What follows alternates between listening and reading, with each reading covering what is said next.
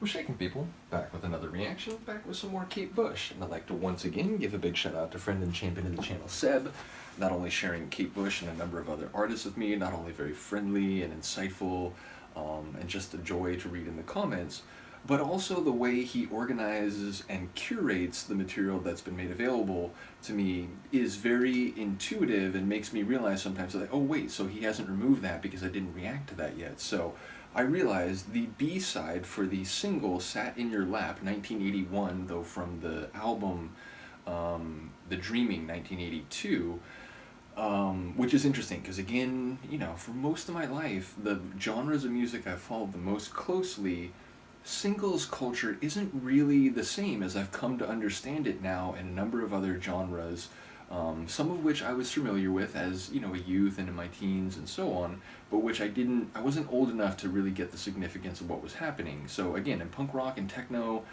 you know, punk rock, there are albums, there's not really singles in the same way, at least not for most bands that are, you know, the type of underground independent label punk rock groups that I have listened to.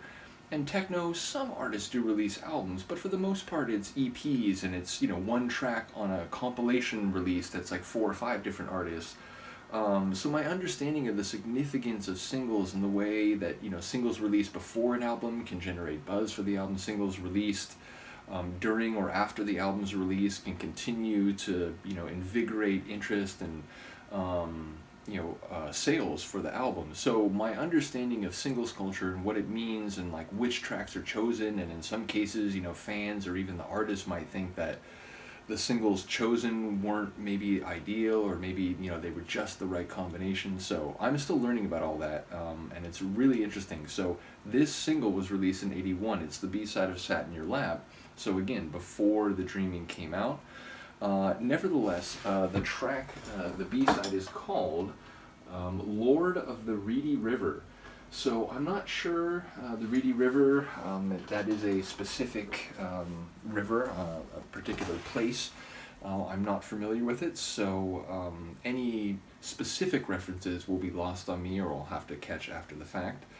But Lord of something speaks to a person who has lordship, whether that's in a more traditional sense or just conceptually, like, you know, standing over something, having control over it, getting the lion's share of influence over what the process or situation is. So Lord of Reedy River makes me think of someone who perhaps has a special relationship to the river, perhaps knows it better than other people, or maybe in a less sympathetic or positive light, ruthlessly controls access to the river.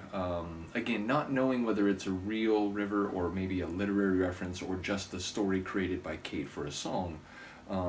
It's hard to get a sense of, you know, what the situation might be. So let's listen and find out. This is Kate Bush. The track is Lord of Reedy River, or sorry, Lord of the Reedy River.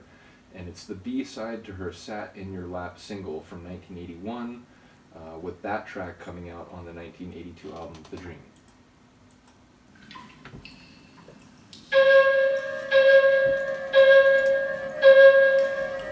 I fell in love with a swan. My eyes were filled with feathers. He filled me with song. In the Reedy River,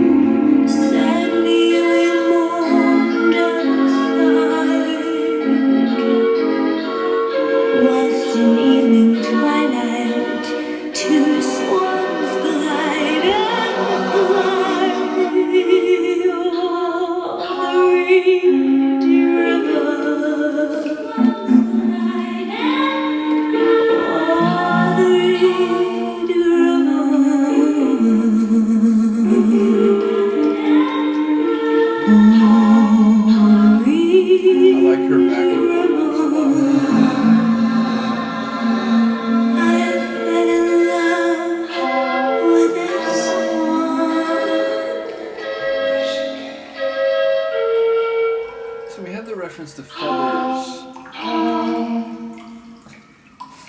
Is that like a swan? Do swans honk? I know geese do.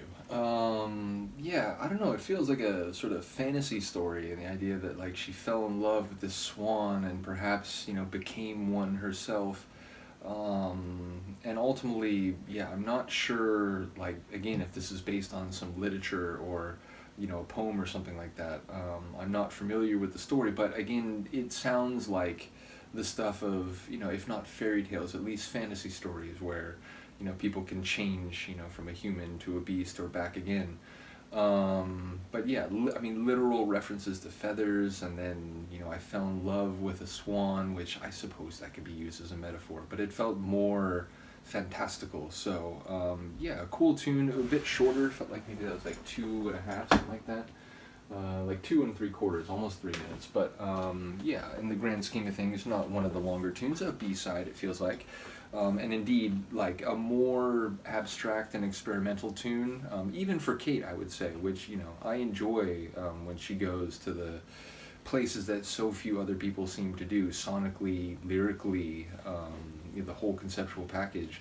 But yeah, that one felt, it had like the dripping water sounds, which almost sounded more indoor. It didn't sound so much like a babbling brook as it did like drops in a bath or something like that. But I also enjoyed the sort of light, austere sonic framework. It wasn't like a big, rich, full, like bombastic tune, but it was very like hollow and delicate. So yeah, enjoyed the sonic configuration. Curious to hear what people had to say about this one. Once again, shout out to Seb, not only for sharing the material, but again, he had removed a couple previous albums that we had gone through, but there was still like an album or like a folder before the folder for the Sensual World, and I was like, oh wait, like that probably means there's something in there, and sure enough there was. So I do appreciate the logic and intuitive nature of the organization. So in any case, let me know what you think. I will see you next time. Peace.